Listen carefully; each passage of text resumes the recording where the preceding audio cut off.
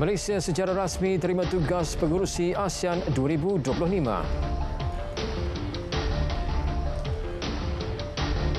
ASEAN, Beijing sepakat elak keganasan di Laut Cina Selatan.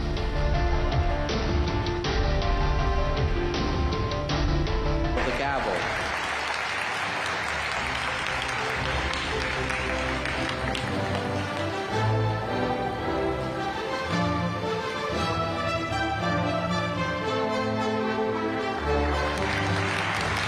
Congratulations.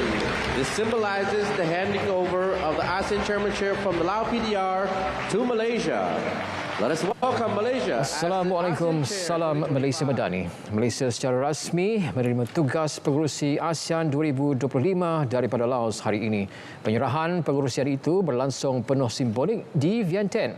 Perdana Menteri Datuk Seri Anwar Ibrahim dalam ucap pertamanya beri jaminan 2025 akan jadi satu bab penting untuk ASEAN penuh dengan makna dan potensi. ASEAN 2025 bertemakan keterangkuman dan kemampanan. Job and a splendid stewardship. Thank you. It conveys our hope that the steps we take today will endure in the long run. It underscores our determination to keep the future firmly in sight as we move forward. At all times, our actions and decisions will be guided by the principle of consensus. Together, we will reaffirm our commitment to building an open, inclusive, and rules-based regional architecture. Sempena kepengurusian ASEAN 2025, Malaysia jurung kalinya memperkenal logo rasmi penganjuran persidangan tersebut. Mengangkat keistimewaan bunga kebangsaan sebagai elemen utama yang melambangkan visi Malaysia untuk memacu ASEAN menerusi persidangan tahun hadapan. Bertemakan keterangkuman dan kemampanan, ia seiring tekad Malaysia untuk memastikan kemakmuran yang dikecapi di rantau ini dapat dinikmati semua.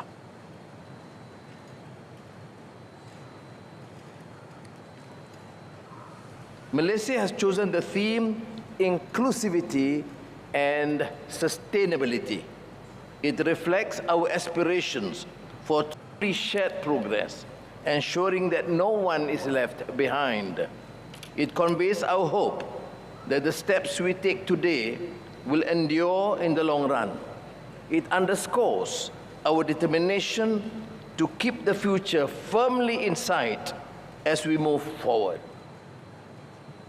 Logo berkenaan memaparkan lambang ASEAN dalam kitaran berbentuk bunga raya dengan warna yang mewakili warna utama bendera semua negara anggota ASEAN. Majlis melancarkan logo tersebut dijadual berlangsung pada 22 Oktober ini di Malaysia. Ini merupakan kali kelima Malaysia menjadi pengemudi ASEAN sepanjang sejarah keanggotaan dalam blok serantau itu. Kali terakhir negara mengepengurusikan persidangan tersebut pada 2015. Malaysia dan ASEAN komited mewujudkan rantau aman, stabil dan bebas konflik terutama yang tercetus akibat pergeseran kuasa besar termasuk dalam isu Laut Cina Selatan. Jelas Perdana Menteri ASEAN dan Beijing sepakat elakkan keganasan di perairan itu. Jalur diplomatik dan rundingan akan diguna untuk selesaikan sebarang pertikaian. Saya cadangkan kalau boleh guna jalur ASEAN bersama.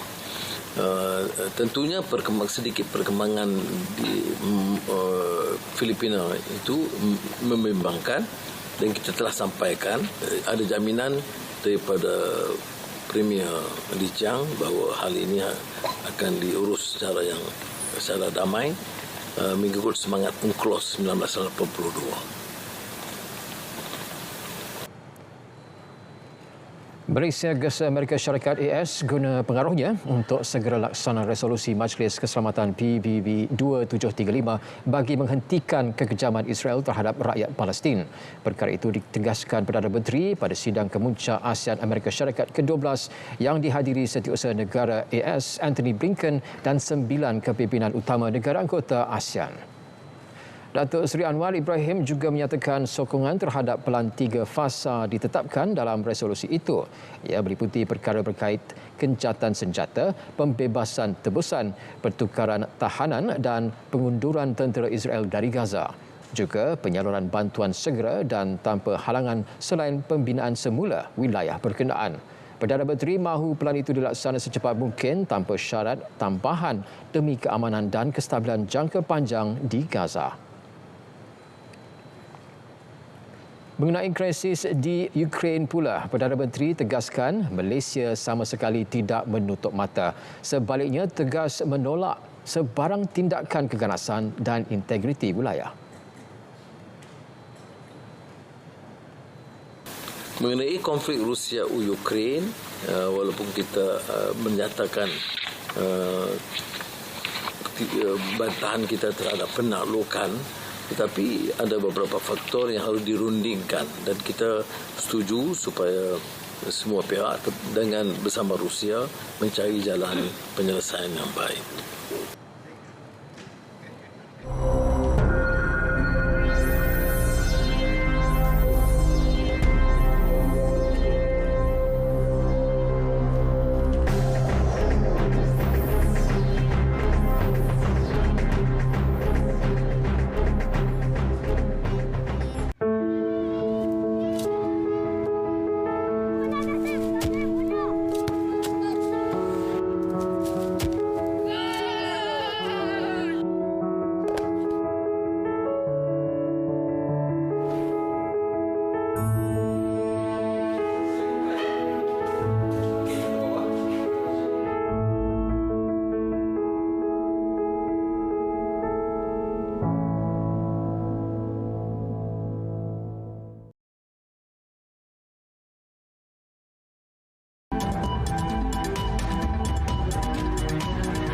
Pertumbuhan berdaya saing dan relevan merangkumi ekosistem sokongan syarikat. Bukan hanya akses kepada dana, malah kolaborasi erat dengan pemain industri yang memahami pasaran juga penting.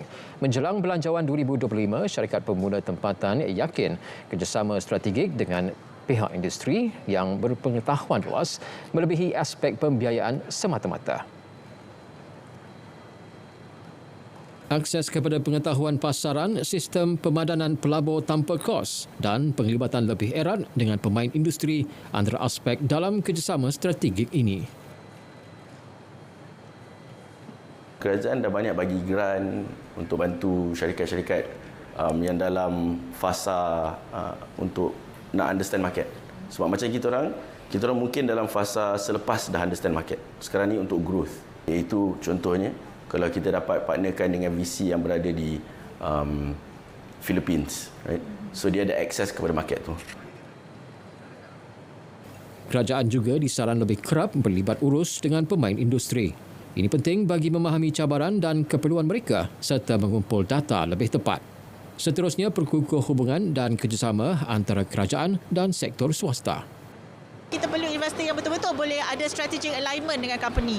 Bukan saja untuk jangka panjang, tapi juga untuk make sure kita in the right direction.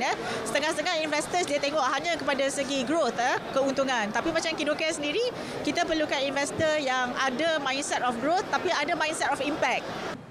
Mewujudkan ekosistem one-stop center pada startup ini di setiap negeri maupun daerah-daerah yang besar. Klinik startup ini memberi pelbagai khidmat nasihat dalam konteks mudah cara dan panduan kepada syarikat penteroka ini, startup, ke mana mereka patut dapatkan bantuan tertentu. 154 projek fasiliti kesihatan dilaksana menerusi rancangan Malaysia ke-9, RM ke-9 hingga RM ke-12 melibatkan kos RM14.69 bilion. Menurut Timbalan Perdana Menteri Datuk Seri Fadilah Yusof, 111 projek dilaksana bawah RM ke-9 hingga RM ke-11. 43 projek lagi berada dalam RM ke-12. Beliau memberitahu untuk tahun ini 13 projek fasiliti kesihatan awam berjaya disiapkan. Ini termasuk naik taraf Hospital Tawau dan pembinaan blok tambahan Hospital Seri Manjung. Manakala di Kelantan, 21 projek dalam peringkat perancangan, pembinaan dan sudah siap dilaksanakan dalam tempoh RM ke-10 hingga RM ke-12. Beliau berucap pada majlis penyerahan projek siap hospital Bacok. Hospital yang melibatkan kos RM71.3 juta sebelum ini dilaporkan terbengkalai. Hospital yang dibina atas tanah seluas 20.3 hektar sejak 2017 itu dijangka akan mula beroperasi bulan depan.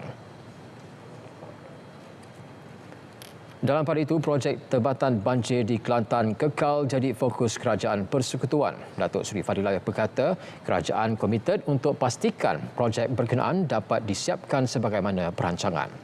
Menurut beliau, kerajaan ketika ini sedang mencari jalan bagi menyelesaikan masalah yang timbul dalam pelaksanaan projek berkenaan, terutama melibatkan kontraktor. Projek berkenaan masih dalam fasa pembinaan. Kelantan sering berdepan masalah banjir menjelang monsun Timur Laut. 3 kertas kerja berkaitan GISBH akan dibentang pada hari kedua sidang Dewan Rakyat minggu depan. Menteri terlibat untuk pembentangan tersebut, Menteri di Jabatan Perdana Menteri, Hal Ehwal Agama, Menteri Dalam Negeri dan Menteri Pembangunan Wanita, Keluarga dan Masyarakat. Alhamdulillah lah, 3 menteri yang bertanggungjawab tu akan memberikan penangan menteri lah tentang apa yang telah berlaku dan apa yang sedang dilakukan oleh pihak kerajaan. Saya rasa perbahasan ahli parlimen daripada pihak kerajaan dan pembangkang sangat penting dalam perkara ini. Mungkin ada yang berpendapat, kalau saya baca daripada sosial media, ada mungkin yang memberi komen seolah-olah kerajaan terlampau overreact dan sebagainya. Itu saya tak tahu. Itu banyak pandangan. Dan saya melihat ahli parlimen sebagai wakil rakyat mereka adalah yang terbaik untuk membahaskan pandangan mereka yang mewakili rakyat mereka dalam hal ini. Perbahasan berkenaan juga akan menentukan sama ada penubuhan Suruhanjaya Siasatan Diraja RCI perlu diwujudkan atau tidak. Liputan jalur lebar di 73 kem tentera akan ditambah baik menerusi pembangunan infrastruktur gentian optik. Inisiatif Fiber to the Home FTTH itu membabitkan kerjasama MCMC dan Angkatan Tentera Malaysia ATM.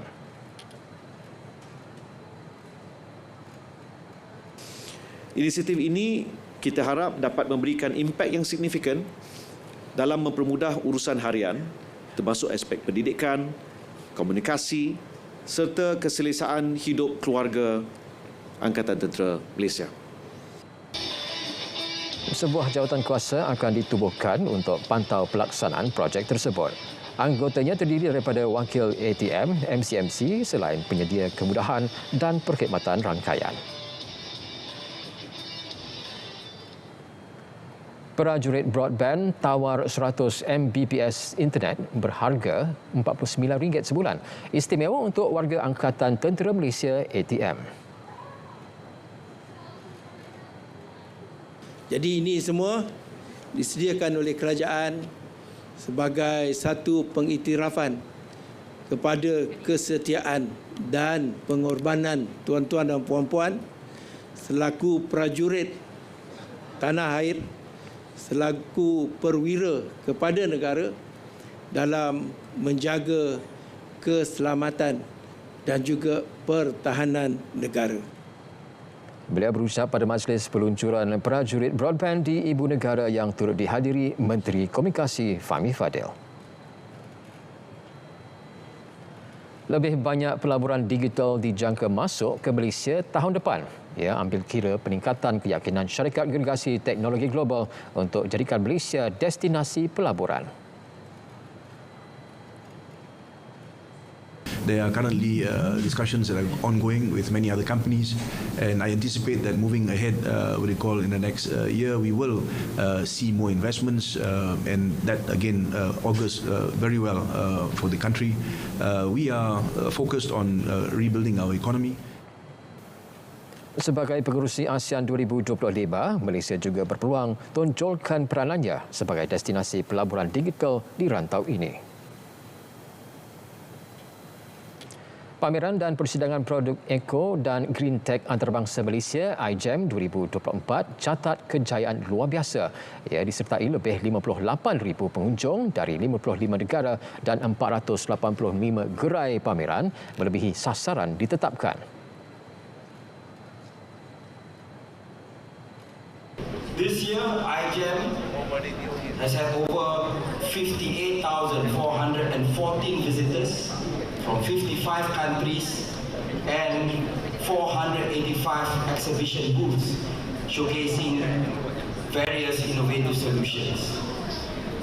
We were privileged to host over 50 international companies, including Austria, Canada, Finland, Sweden, China, Singapore, and so on, as part of the dedicated delegation.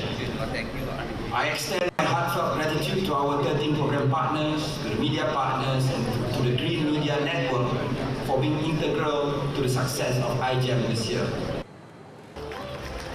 Penganjurannya yang berakhir hari ini menjadi harapan untuk meneruskan usaha dalam membentuk masa depan lebih hijau dan lestari di Malaysia dan rantau ini. IGEM 2024 menjadi langkah awal ke arah memimpin inisiatif kelestarian di rantau ini, sekaligus menerajui Hala Tuju Malaysia untuk menggalas peranan sebagai pengerusi ASEAN tahun depan dan meneraju rantau ini ke arah masa depan hijau yang kolektif dan holistik. Bertemakan perlumbaan menuju net zero kepimpinan serantau untuk kecemasan iklim, beliau yakin penganjuran IGEM 2024 membuktikan relevansinya dengan Malaysia diiktiraf sebagai pemimpin serantau dalam bidang berkaitan. Memasuki tahun ke-11 penganjuran Petron Malaysia sasar untuk memperluas program Go to Safety Point GTSP ke seluruh cawangannya. Ketua Perniagaan Runcit Petron Malaysia, Syazliza Muhammad Siddiq berkata, pihaknya mahu menjadikan premis mereka sebagai tempat perlindungan.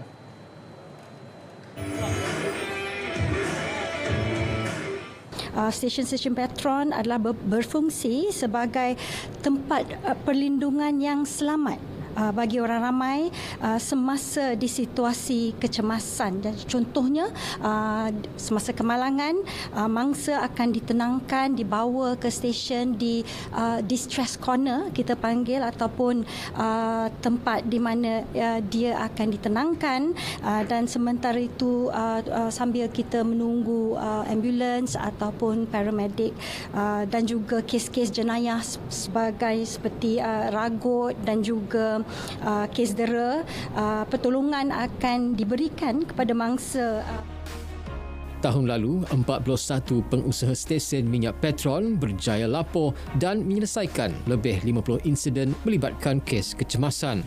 Usaha tersebut mendapat pengiktirafan daripada Polis Diraja Malaysia PDRM. GTSP juga menyaksikan Petron menjadi syarikat minyak pertama bekerjasama dengan Polis Diraja Malaysia PDRM dalam menjayakan misi Petron sebagai titik selamat. Hopefully kita nak masyarakat di luar sana tahu bahawa Petron ni adalah titik selamat untuk program GTSP. Jadi jika ada apa-apa kecemasan, sila datang ke Petron, insya-Allah kita akan bantu dengan memberi pertolongan yang awal kepada orang awam.